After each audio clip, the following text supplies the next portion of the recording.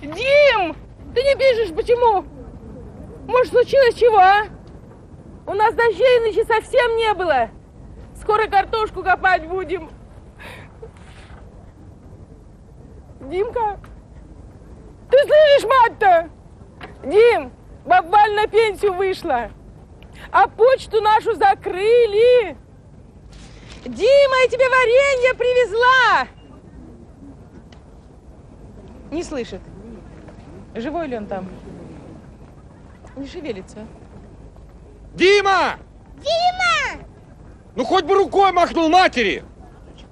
Дима, поможи рукой маме!